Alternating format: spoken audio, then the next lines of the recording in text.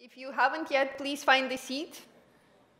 And you can sit anywhere, even at the table up front. You know how you tell kids in the classroom to move up?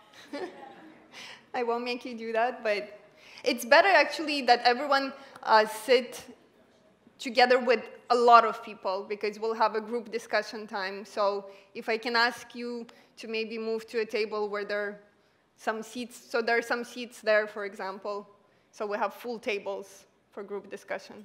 Thank you. Well, for now, I'll introduce myself again. You might have seen me before. My name is Victoria Levin.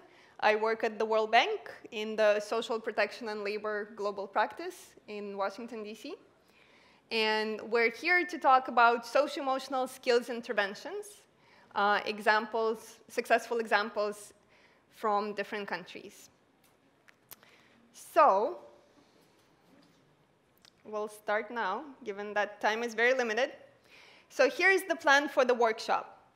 I'll try not to talk as much as I did in the other panel, because we do want this to be much more interactive than the panel, and to get your thoughts and ideas. But I'll very briefly tell you a little bit about socio-emotional skills, why they're increasingly important, how to develop them, and I'll give you, as promised, some examples of successful interventions on developing socio-emotional skills. Then we'll have a group discussion, some reporting back from different groups, and we'll try to conclude if we have time. So what are socio-emotional skills? You might have seen something like this in the previous panel, so I won't go into great detail. But basically, in the 21st century, you need more than just technical skills to be called a well-educated person. You need cognitive, technical, and socio-emotional skills. And again, socio-emotional skills could be some things that are quite stable, which are the personality traits, and other things that can be developed much more easily over time. Is the translation OK? OK, perfect. So why are socio-emotional skills increasingly important?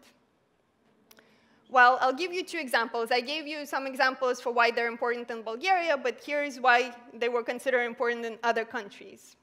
So in the US context, the academic who is most known, the economist academic who is most known for talking about socio-emotional or soft skills is James Heckman.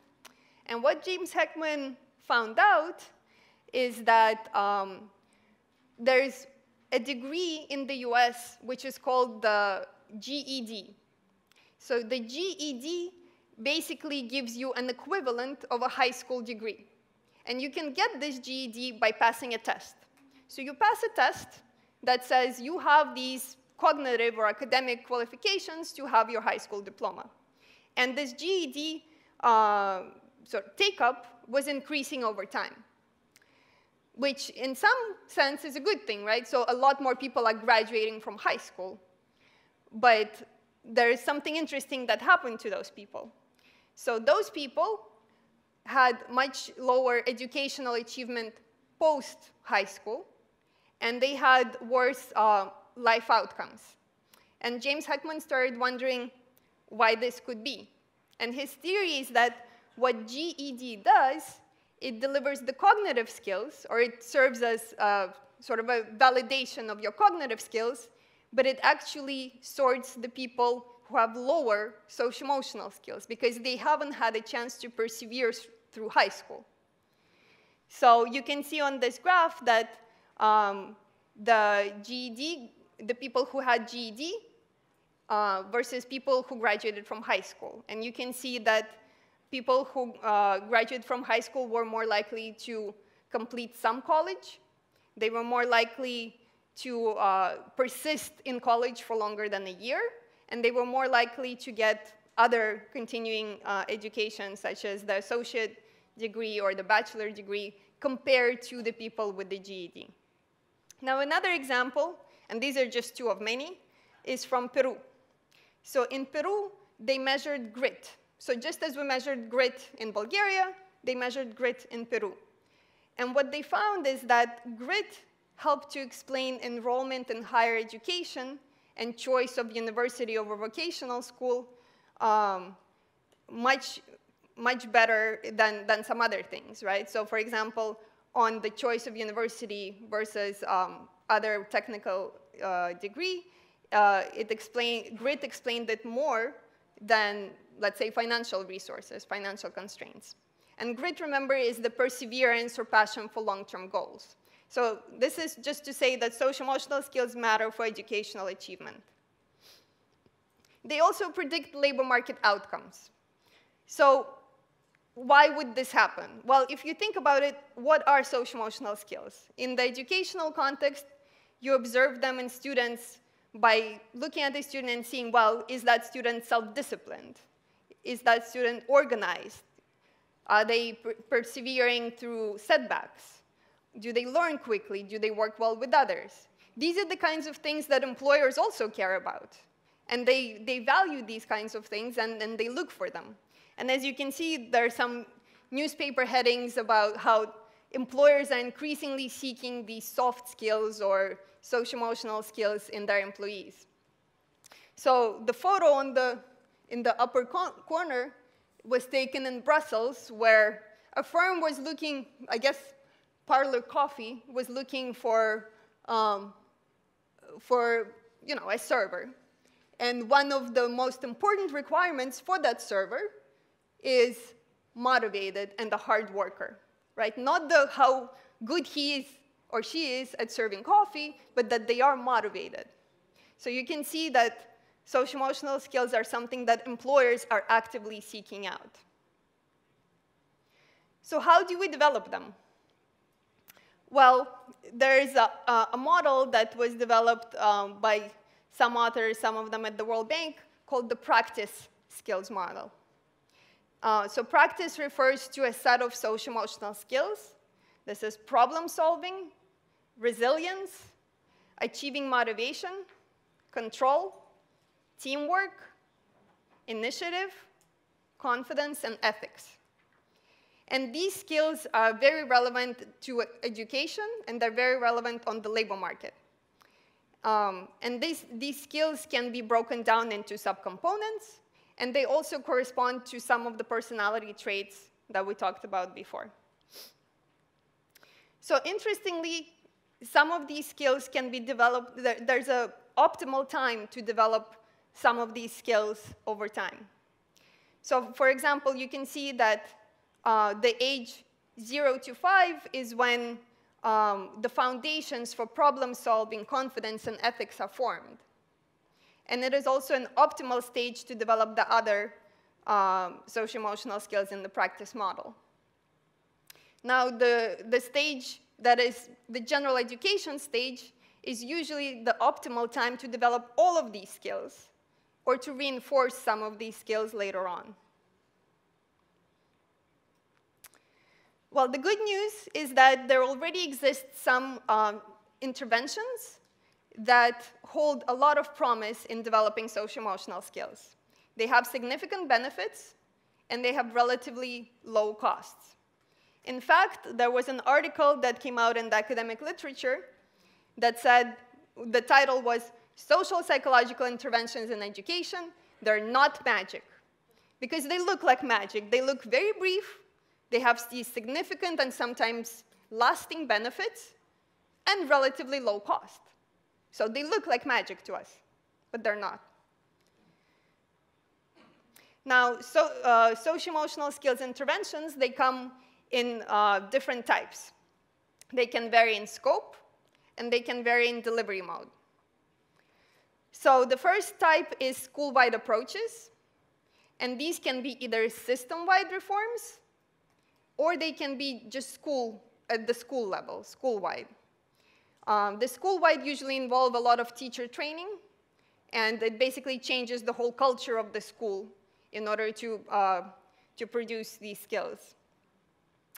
The second type of intervention is the standalone intervention, and these could be either school-based or targeted interventions that are much smaller. And finally, the third type of intervention is post-school programs. And these could be youth programs or adult programs or internships. Now, the programs that you see in yellow are the ones that I will present to you right now.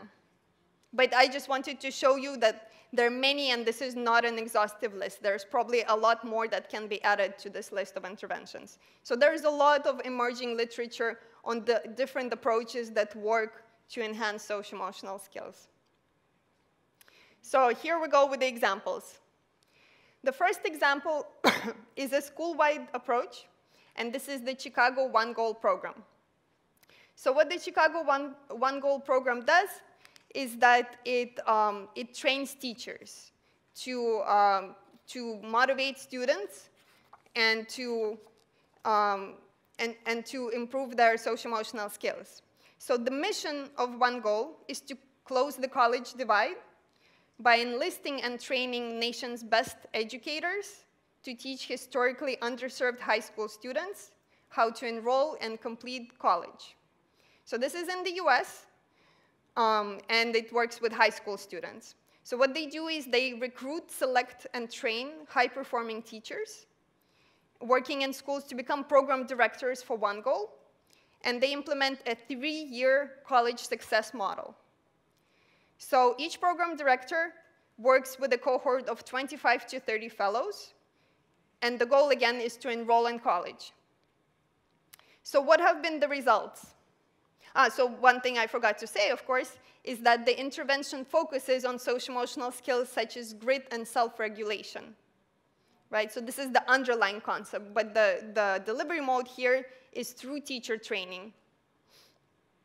So the results of One Goal is that it increased college enrollment and persistence by about 10 to 20 percentage points. And most of the impacts were in students who had low cognitive skills coming into this program. So they're looking for the disadvantaged students to take up this program. And about 10 to 30% of the effects are partly attributable to the development of social-emotional skills, because the program also provides information. They provide assistance with filling out some financial forms, with college application forms. So they do a lot of things. But this social-emotional skills intervention does significantly contribute to the results. The second program that I wanted to tell you about, again, a school-wide program, is KEEP Schools. If you might have heard about them. This is a network of schools in New York, mostly in New York. And they have a heavy focus on social-emotional, or what they call character skills. Again, college graduation is a primary end goal. And again, besides social-emotional skills, they do a lot of different things to help these students along. But what they do in terms of character skills is that they teach them, but they also track them. So just like you have a progress report or a grade report on your academic abilities or on your academic progress, you have your character card, your character report card, which basically measures you on these 7 dimensions of social-emotional skills. And this is things like grit, curiosity, optimism, ability to work in teams, and things like that. So based on the evaluation that looked at students who completed 8th grade at a KEEP school, they found higher graduation rates. So over 93% graduated from high school, over 82% have gone on to college, and 44% have completed college, which is much higher than the 34% national average, and way, way higher than the 9% completion of college for low-income communities. Now, let's talk about some standalone, much smaller interventions. So one thing that I talked about during my earlier presentation is growth mindset. And I said that growth mindset can be learned. So Carol Dweck developed these growth mindset interventions. They're very simple. So all it is a video that teaches you that your brain can grow. So your brain can grow neurons and connections. So as you learn something new, as you fail, as you try harder, your brain is like a muscle, so it's growing. So when you feel frustration, when you feel pain, when you're having mistakes, your brain is growing. So just this little video apparently had big results. So what you see on the graph here is math grades through the year. So as educators, you might know that usually math grades tend to fall throughout the year. And as you see in the control group, this is what they do. But here you see we had a mindset intervention in the experiment group. And all of a sudden, the grades stopped falling. So as students learned that all this pain and frustration and effort that they're putting into their work is growing their minds, they started trying harder and learning more. So one thing to say is that Carol Dweck now has what's called a brainology program, which is available for pay online. So you can at least check out and see what is available there and what kinds of materials she has.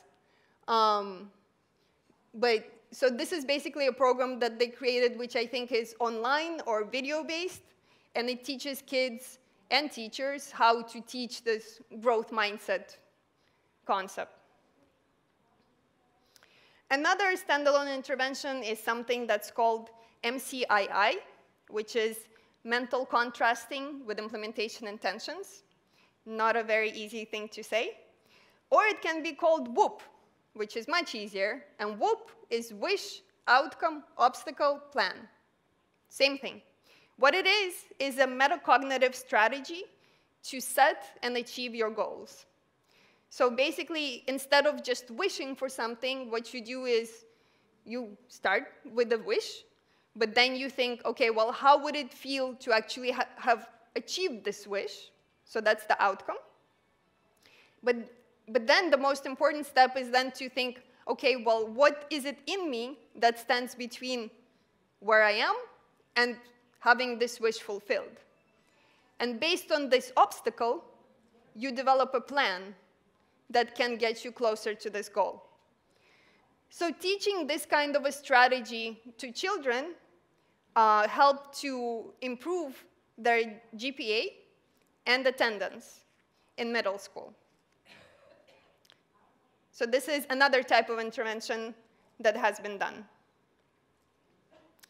Another type, which is a grit intervention, was implemented in Istanbul in Turkey, and it increased motivation and grades. So this was done with 4th graders, and the experiment group was then given a certain task, and the experimenter was seeing how they performed on this task, but also how they performed in regular coursework. So what did they find? They found that students were more likely to undertake more challenging and more rewarding tasks, which is important, not just in school, but in life after school. Students were less likely to give up after failure, which is exactly the concept of grit, sort of bouncing back from mistakes and from failures. Students were more likely to exert effort to accumulate task-specific ability. And thus, students were more likely to succeed and to collect higher payoffs in the task that she designed. So that's in terms of the task. And in their regular coursework, students were about 3 percentage points more likely to receive top grades in core academic subjects. So this is a very, very significant result. So by this intervention, the researchers were able to improve grit and achieve results that are measurable in terms of academic achievement. Another intervention that I wanted to bring to your attention is works by reducing what's called stereotype threat. So marginalized groups, and it could be women, it could be ethnic minorities, often face stereotype threat that has a negative effect on their performance. So this is a belief that a certain group cannot perform well on a certain task. The common example is, well, girls don't do well in math. So if a group of students is told girls don't do well in math, they would perform worse on a math test right after. So an intervention was done to reduce this stereotype threat with ethnic minorities in the US. And the content of the intervention was a self-affirmation exercise where students were told to write down values that are important to them. And this is very simple, right? It's very little, you would think.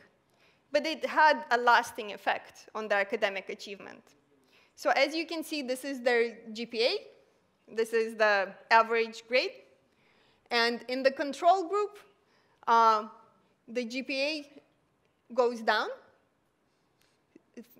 from the pre-intervention, and this is across 2 academic years. But in the experiment group, you see it keeps bouncing back and forth. So what they did is they did a few self-affirmation exercises. And I guess every time they did this exercise, the grade point average kept coming back up. So again, something that's very simple, but with powerful effects. Finally, I wanted to give you an example of a post-school intervention. So this one was a youth skills training in the Dominican Republic, and it had long-term impacts on labor market outcomes.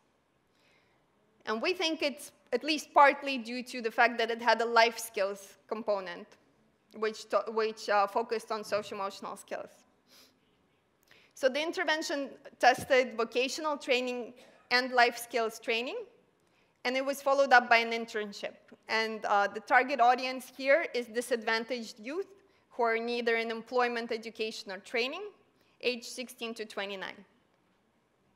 So the results that they achieved are many, and this was very rigorously evaluated, so it's very good evidence that interventions actually work.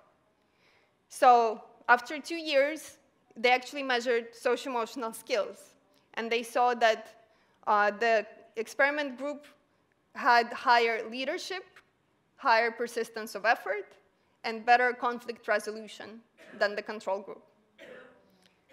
Also, after 2 years, they saw a reduction in teenage pregnancy in the experiment group, which is a very important finding for this population.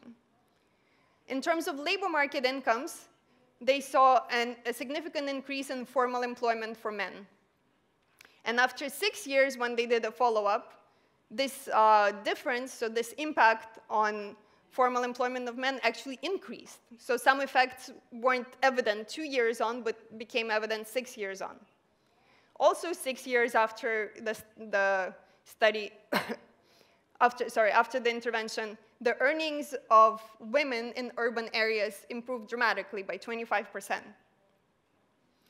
And formal employment in urban areas also improved dramatically after 6 years by almost a third. And the effect was somewhat stronger for men than for women, but it was significant for both genders. So again, this is an example of an intervention for youth that was very effective, and at least part of that effect is due to social-emotional skills training. So with that very brief introduction to some of the interventions that are out there, we want to hear more from you. So here for the next, how much time do we have? 20 minutes? About 20 minutes. So here is what we'd like to do. So in your groups, please nominate a rapporteur, someone who will help us report back. And for about 5 minutes, or maybe let's make it 5, the first one. So please discuss which social-emotional skills in the practice model, and you'll get a handout on the practice model, or maybe there is already a handout. So in each table, well, each round collection of chairs, you will have at least one handout with the practice model in Bulgarian. So you can take a look at it and see which skills in that practice model are most relevant to your student population or to the population that you are researching or working with. So which one is most relevant and how do you observe this? And if you have any experience yourself or from your colleagues about social-emotional skills interventions, please do share them with the group and for the rapporteur to note it down. And then for the next 10 minutes, please brainstorm on an intervention, just to go through the motions of thinking of one. So if you were to enhance one socio-emotional skill in your target population, what would it be and why? And what would you think would be the main benefit that you would see from enhancing this skill? And what kind of approach, school-wide, standalone, post-school, do you think would be most appropriate? And what would be the main challenges? Again, you have this school-wide, standalone on your handout on the other side to help you. It's also in Bulgarian, to help you discuss. So let's take 20 minutes, and then we'll report back. Thank you.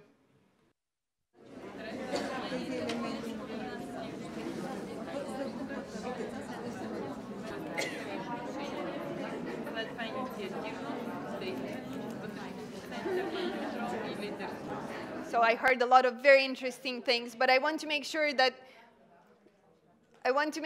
we take at least a few minutes to share some insights. We won't have time to go through the whole menu of questions, but maybe just if you give me the skills that you were discussing and whether there are some practices, but maybe restricted to just the skills that you were discussing and the main conclusions that you reached in your discussion. So from the rapporteurs, and we'll start at this end.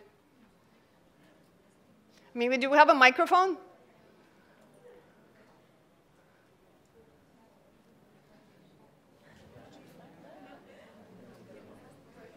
Thank you.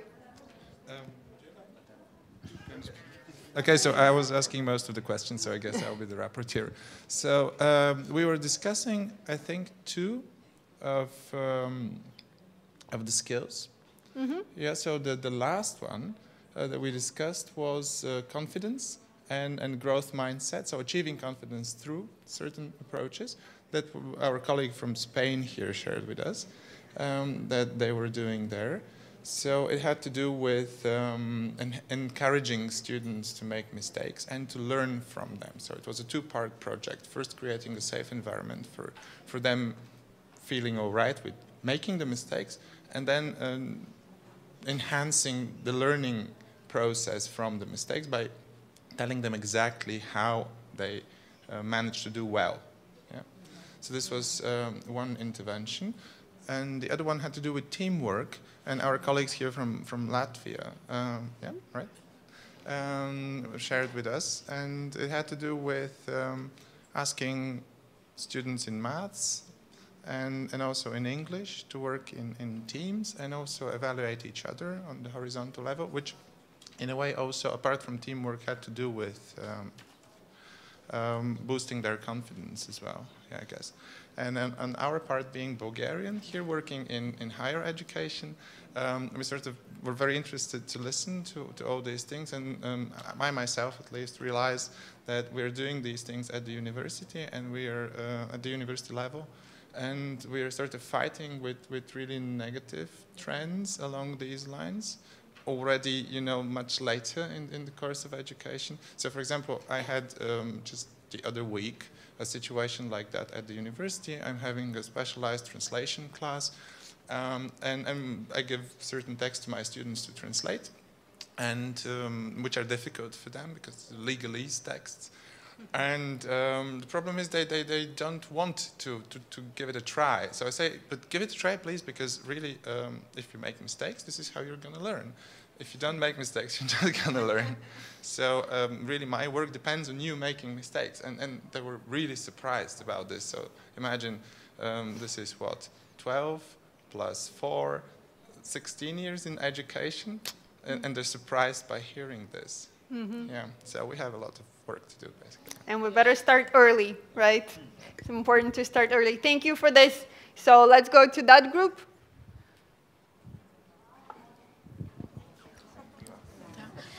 Здравейте! Нашето кръгче се съставлява от хора от бизнеса, от педагози, от бъдещи педагози и някои си признаха, че са родители. Тоест, имаме според мен пълния набор от представители на така наречените засегнати лица, само ученик нямаме. Основното умение, което така достигнахме след дискусия, че е изключително важно, е увереността. Тоест, когато човек е с съответната доза самоувереност, самопознание, когато се възприема положително такъв какъвто е, това е предпоставка за така наречения успех в живота.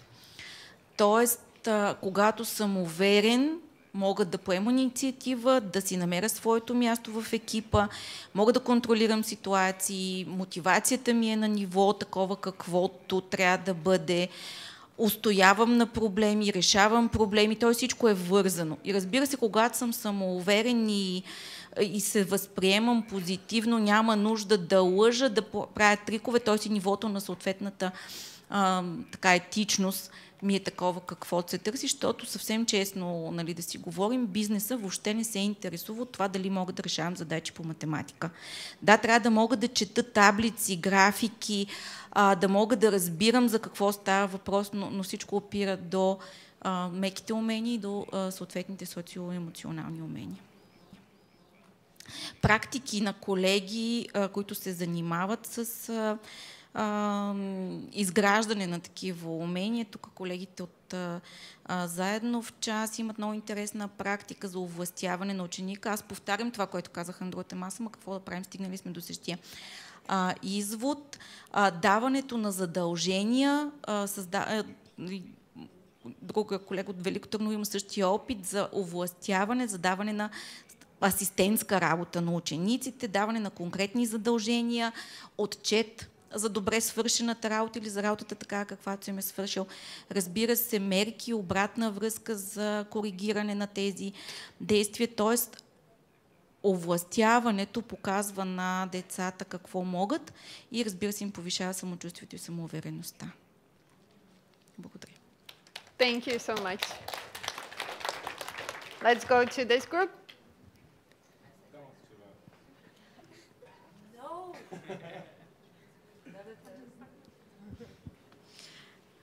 Well, actually, it turns out that we did talk a lot about confidence in our group, and all of the teachers in our circle are Teach for Bulgaria teachers, and we work in low-performing schools, as probably the audience knows. So we did talk a lot about empowering students. I don't want to say the things that were mentioned all over again. And we did talk a little bit about resilience. We were just going to hear some good practices on resilience when we had to start sharing. But yeah, we share the two other groups' opinions. Okay, thank you. This is very good. How many other groups were talking about confidence? Wow, this is great. So maybe we can talk about so now that we agree that confidence is important, if there's any other skill that came up, let's talk about other skills. But if it's confidence, then if you talk about some successful interventions that your group discussed, okay? So we don't keep hearing confidence. Okay, but confidence is important, we agree. This group? Здравейте! В нашата група започнахме всъщност с въпроса за мотивацията. И първо мислихме, че това не е умение, после видяхме, че всъщност това е много важно умение. И една от причините много често да си мислим, че учениците нямат мотивация, видяхме, че оптималната възраст за създаването на тези умения, свързани с мотивацията, е между 6 и 11 години и след това тя само се затвърждава. Тоест, може би това е едно от най-важните неща, върху които трябва да се фокусираме. После чухме няколко конкретни примера за интервенции по, мисля, европейски проекти с партньорски училища в Белгия. Общо взето 4-те категории на умения, които ние идентифицирахме за важни, макар че всичките са еднакво важни, са устойчивост, мотивация, работа в екип и увереност. И говорихме кои са, ако всеки един от нас, примерно, реши да направи интервенция, самостоятелна интервенция в своето училище, кои са основните трудности, които трябва да преодолее. И на първо място това е нагласата, нали, в някакъв смисъл и собствената си нагласа, разбира се, но нагласите на колегите, родители, примерно, на колегите учители и родители, ако трябва да се развива умението за работа в екип, до каква степен самия учителски екип работи като такъв, как родителите са включени. Чухме страхотни примери за родители, които са включени по някакъв начин в развиването на тези меки умения. И като втора огромна пречка, целенасоченост, доколко тези неща ги правим целенасочено, защото сигурно всеки от нас ги прави, но може би не толкова целенасочено и до каква степен ги проследяваме и документираме. Нещо изпуснах ли? Май не. Добре. Благодаря.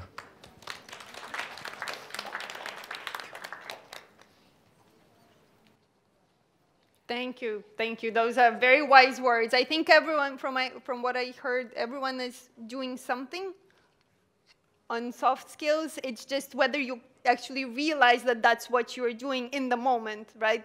So this is the forum for you to think about, well, I was doing soft skills development after all, and it can be done. Thank you. This group?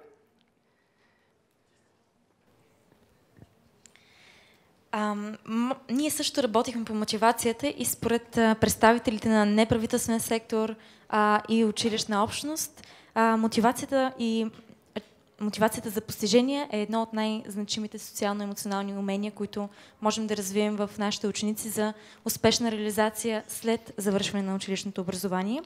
Само ще допълня върху това, което вече се споменава в другата група. Като добра практика е поставянето на ясни конкретни цели за всяко едно дете индивидуално. Организираността на учебния ден и назначаването или просто гарантирането на ментор, който да работи индивидуално с всяко едно дете, който да му дава подкрепата, която е необходима за това дете. Визуализация на тези резултати и поощряване на успехите на детето. Това води, според колегите в нашата група, до мотивация. Отново ще споделя за работата в екип, презентационните умения, специфичното развитие на умения, което е целенасочено, както споменаха в другата група, както и проектно базираното обучение и извънкласната дейност с ангажирането на други общности или други хора или организации, които също биха могли да допринесат за развитието на тези умения. Това е от нашата група. Thank you so much. Okay, so let's go this way.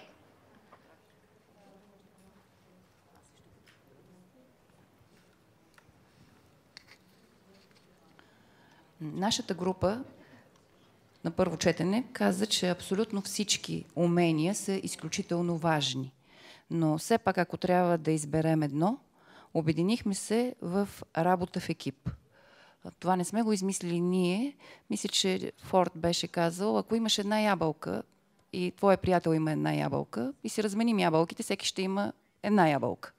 Но ако имаш една идея и приятелят ти има една идея и си обменим идеите, всеки ще има по две идеи. Тоест, екипната работа точно това предполага. Обмяната на идеи и избирането на онази, която е най-добрата. Това е. Благодаря.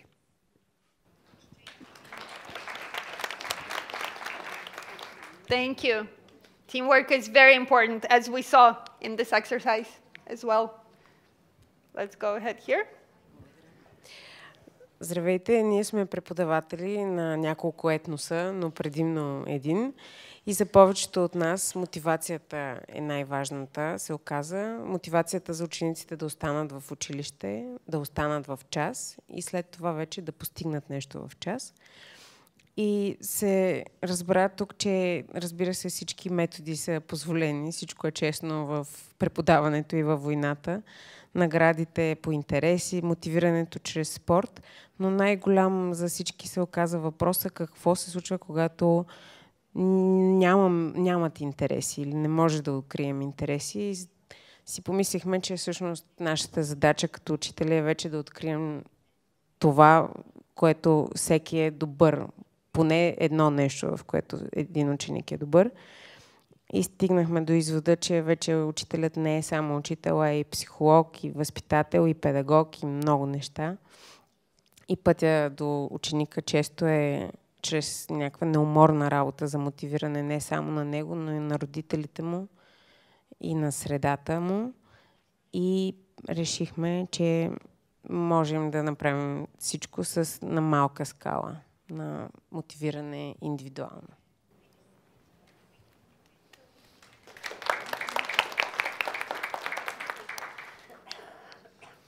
Thank you. Very important point. Let's go here. Здравейте. Така, значи нашата група като цяло идва от доста различни контексти. Имаме една естонска и една румънска преподавателка от Teach for Romania, Teach for Estonia. Имаме начални учители и учители, които са в гимназиална възраст, но това, около което може би успяхме да се обединим, е, че наистина за всички нас е супер важно да се работи първо за мотивация, това учениците да имат някаква конкретна цел и да я преследват. И второто съществено нещо е да работим за това те да имат конкретни ценности като емпатия, т.е. да се грижат един за друг, да им пука един за друг, да имат усещането за справедливост и да го прилагат в класната стая. Ако наистина това се постигне сред децата, това страшно много ще улесни самия процес на преподаване и ще реши много други проблеми, свързани с мотивация, спазване на правила и така нататък. И няколко добри практики, които бяха споделени. Едното е чрез постигане на външна мотивация, чрез проследяване на поведението като част от оценката. Колежката от Румъния сподели как всяко дете си има свое дърво, което съдържа три компонента и това са passion, action and reflection, страст, действие и рефлексия. Като те също имат подкомпоненти и всеки от тези подкомпоненти за всяко добро поведение детето получава лист 100 и това го мотивира то да действа чрез то да има положително поведение, не да се стреми да следва отрицателни примери. И също това, за което си говорихме, че метода на рефлексията или нали, тази красива българска дума, на български размишляването и целенасоченото обсъждане на това какво се случва в класната стая, защо се случва, как би могло да се случи по-добре, това, което е много застъпено в нашата работа и правим последователно, е може би един страхотен начин ние да интернализираме тази емпатия и тези ценности на етика и на справедливост, за да може учениците наистина да ги приемат като своя, не просто като нещо, което правят, за да получат точка. И май това е.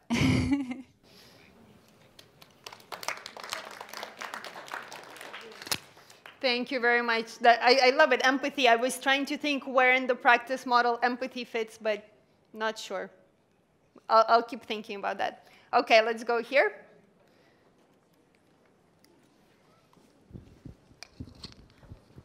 Hi, everybody. As other groups said, we decided that an important skill to work on was confidence. And we decided it because it was like a starting point to work then on other skills such as problem solving, resilience, teamwork. We decided that if we had on confidence first, we couldn't work on these other skills. And then we talk about some practice, some activities to work on that.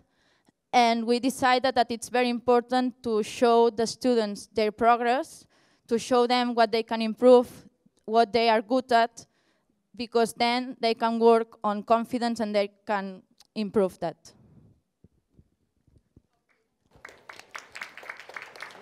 Thank you very much.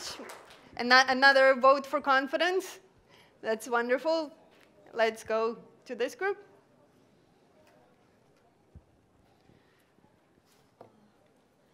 Ние също се спряхме на мотивацията като изключително важно умение за развиване, като всъщност до голяма степен го свързваме и с увереността. Тоест, два са основните аспекта на мотивацията за нас, за постигане на мотивация. От една страна, учениците да знаят защо им е важно да правят това нещо и от друга да вярват, че могат да успеят.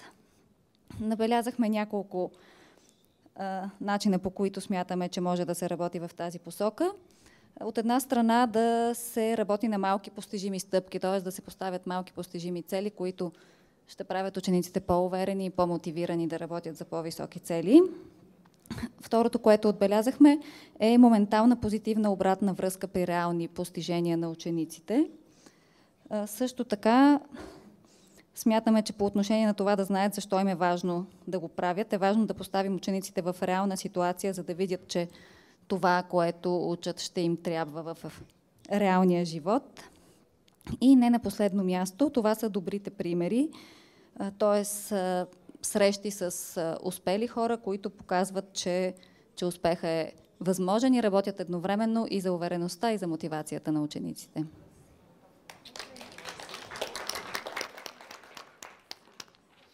Thank you. Very good examples. I love the examples of successful practices. I mean, I hope that during this session you each had a chance to share these among yourselves. So let's go to the final group. Здравейте и от нашата група. Говоря на български. Sorry, guys. В нашата група имаме 3 учители, всъщност 4 учители, представител на неправителствения сектор и 6 икономисти. И до какъв извод стигнахме? Избрахме да работим за това как развиваме увереност на нашите ученици, като се съгласихме, че така имаме дебат на това дали е умение или нещо друго. Изводът, от който стигнахме, е, че голяма част от увереността от децата възпитаваме с това да имаме на първо място високи очаквания към тях. И да, съгласяваме се с всичко, което казахме до сега, та само ще надградим, няма да повтаряме. Освен високи очаквания, коментирахме и това, че е важно децата да знаят как да ги постигнат. Нали така, не само да си казваме хайде скачай, да дадем и конкретна технология и само да кажа, че утре ни очаква една страхотна дискусия по повод високите очаквания и как даваме предизвикателни казуси за решаване на хлапетата и как това ги прави още по-мотивирани, понеже ни показва, че не просто очакваме повече от тях, а всеки път повече и повече. Нещо друго, което ще добавя, са страхотни примери, които чухме за делегиране на децата, на овластяване. Един от примерите беше самите деца да измислят начина, по който ще работят, те да гласуват и по демократичен начин да изберат правилата, по които ще работят в класните стаи. Друг пример беше това едно състезание, всъщност, което организираме с голяма част от колегите, които са в тази зала днес. Каза се международно търсене на съкровища през уебсайт, в който децата всъщност работят по екипи, решават следи, проучват. Отново високи очаквания, като те знаят, че те се сравняват с хлапета на световно ниво, не само с себе си и с своето предишно аз. И нещо друго хубаво, което нашите колеги също споделиха от тяхната класна стая, мотивация чрез отново поздравяване за добрите примери, като окуражаваме големи ученици от предизвикателни класове, като им даваме им лидерска роля, всъщност да бъдат ментори на по-малки ученици. Това също ги мотивира и останалите да поискат подобна награда. Това бяха в общи линии основните неща, които дискутирахме в нашата група. Благодаря ви. Wow, well, I learned a lot from all of you just from this reporting back. So I hope that, and I'm sure that this is just a small sample of all the conversations that were going around. And I hope that you learned a little bit about some of the evaluated interventions that are happening in different countries. But as we saw, there are some small-scale socio-emotional skills interventions going on every day. So just keep doing it and keep learning from them. And I would be very happy to get your comments, your questions, and to keep in touch. Thank you so much for participating in this workshop. And a round of applause for everyone.